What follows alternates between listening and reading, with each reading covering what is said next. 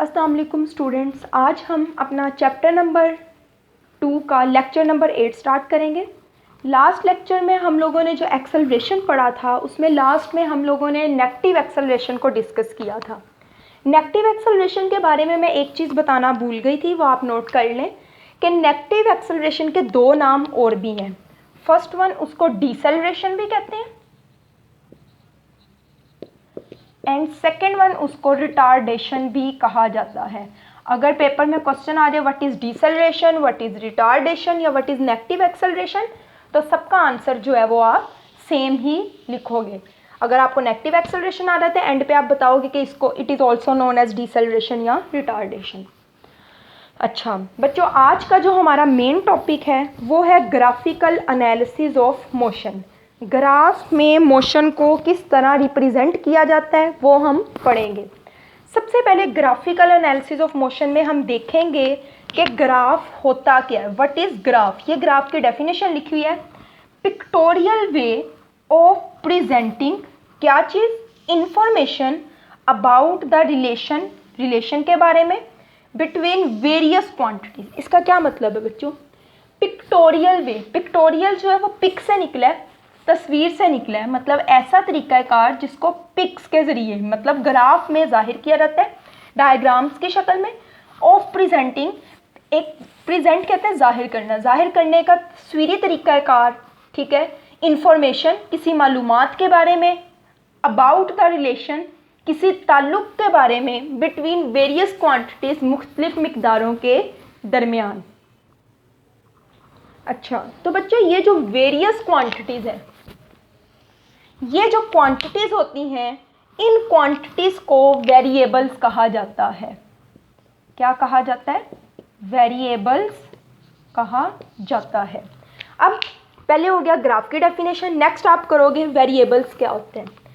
Variables आपकी book में definition लिखी हुई है थर्ड लाइन में, the quantities between which a graph is plotted.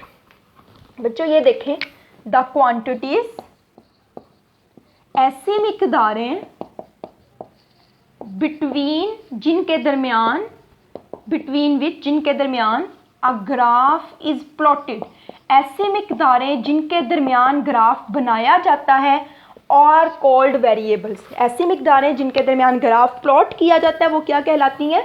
Variables कहलाती हैं। बच्चों आपको पता है ग्राफ जब हम बनाते हैं इस तरीके से बनाते हैं, ठीक है। एक ये होता है एक्स एक्सिस, एक ये होता है वाई एक्सिस। इसको कहते हैं एक्स एक्सिस, इसको क्या कहते हैं? Y axis.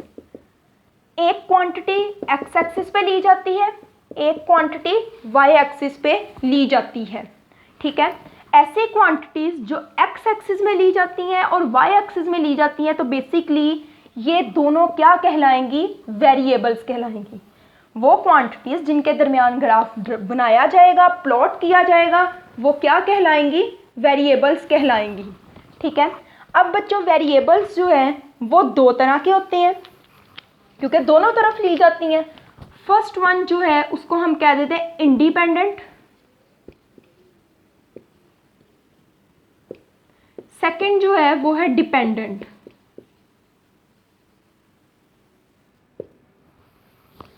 ठीक है, इंडिपेंडेंट आपको नाम से पता, जैसे हम कहते हैं इंडिपेंडेंस डे, आज़ादी का दिन। तो इंडिपेंडेंट जो होती हैं वो ऐसे वेरिएबल्स होते हैं जो आज़ाद होते हैं। इसको उर्दू में कहते हैं इंडिपेंडेंट वेरिएबल्स को आज़ाद मुतगय्यर। बच्चों इंडिपेंडेंट वेरिएबल्स जो हैं वो ऐसे वेरिएबल्स होते हैं जो दूसरों पे डिपेंड नहीं करते। वो क्वांटिटीज़ जो जिनकी वैल्यूज़ दूसरे पे डिपेंड नहीं करती वो होती हैं इंडिपेंडेंट, और वो क्वांटिटीज़ जो दूसरे पे डिपेंड करती हैं वो होती हैं डिपेंडेंट वेरिएबल। अब ये ज़रा गौर से देखें इंडिपेंडेंट और डिपेंडेंट के बारे में। इंडिपेंडेंट बच्चों देखें, फॉर एग्जाम्पल आप लोगों को पता है जब हम बात करते हैं स्पीड की, ठीक है, स्पीड की अगर बात करें तो स्पीड दो चीज़ों पे डिपेंड कर रहा होता है, डिस्टेंस और टाइम पे, ठीक है। डिस्टेंस डिवाइडेड बाय टाइम होता है, डिस्टेंस और टाइम पे डिपेंड कर रहा होता है। अब बच्चों क्या ऐसा हो सकता है कि कोई बॉडी यहाँ पे पड़ी है, वो यहाँ पे मूव कर जाए, मीन्स डिस्टेंस तय कर ले लेकिन टाइम भी ना लगे? ऐसा नहीं है। इसका मतलब ये है डिस्टेंस तब कवर होगा जब कोई बॉडी टाइम भी उस पे साथ लगेगा। तो डिस्टेंस जो है वो किस चीज़ पे डिपेंड कर रहा है, वो टाइम पे डिपेंड कर रहा है। डिस्टेंस जो है वो किस पे डिपेंड कर रहा है, टाइम पे, उस पे मुनहसिर है। लेकिन ऐसा कभी भी नहीं हो सकता कि बॉडी जो है वो यहाँ है, यहीं रहे और टाइम भी रुका रहे। मतलब जब डिस्टेंस होगा तो टाइम भी साथ साथ चलेगा, लेकिन ऐसा नहीं है कि टाइम रुक जाए और डिस्टेंस ना हो। जब डिस्टेंस होगा टाइम लाजमी होगा। तो इसका मतलब ये है कि टाइम जो है वो डिस्टेंस पे डिपेंड नहीं करता, लेकिन डिस्टेंस जो है वो टाइम पे डिपेंड करता है। तो टाइम जो है वो क्या है, इंडिपेंडेंट, आज़ाद है, और डिस्टेंस क्या है, ये डिपेंडेंट है, मींस आज़ाद नहीं है। ठीक है बच्चों, अब याद रखना जो इंडिपेंडेंट क्वांटिटीज़ होती हैं वो आप लोग एक्स एक्सिस पे ड्रॉ करते हैं, जो डिपेंडेंट होती है वो वाई एक्सिस में ड्रॉ की जाती है। तो ये ग्राफ है, इस तरफ जो आप लोगे वो इंडिपेंडेंट होगी, इस तरफ जो होगी वो डिपेंडेंट क्वांटिटीज़ होंगी। अच्छा बच्चों, आप लोगों को अब हम इस बुक में मीन्स आपके चैप्टर में, चैप्टर नंबर 2 में 2 तरह के ग्राफ पढ़ेंगे। पहला है डिस्टेंस टाइम ग्राफ, दूसरा है स्पीड टाइम ग्राफ। ठीक है, डिस्टेंस टाइम ग्राफ जो होता है उसमें 2 वेरिएबल्स हैं। ठीक है, एक वेरिएबल डिस्टेंस है, एक टाइम है। ठीक है, टाइम जो है बच्चों वो इंडिपेंडेंट है, डिस्टेंस जो है वो डिपेंडेंट है। तो आई को, इंडिपेंडेंट को आप एक्स एक्सिस पे लेंगे, डिस्टेंस को आप वाई एक्सिस में लेंगे। ठीक है, अब दूसरा जो ग्राफ है स्पीड टाइम ग्राफ, इसमें स्पीड जो है वो डिपेंडेंट है, टाइम जो है वो इंडिपेंडेंट है। तो टाइम को आप लोग एक्स एक्सिस पे लेंगे, स्पीड को वाई एक्सिस पे। मतलब अगर डिस्टेंस टाइम ग्राफ का, डिस्टेंस और टाइम में ग्राफ बनाना हो तो इस तरफ टाइम होगा, इस तरफ डिस्टेंस होगा।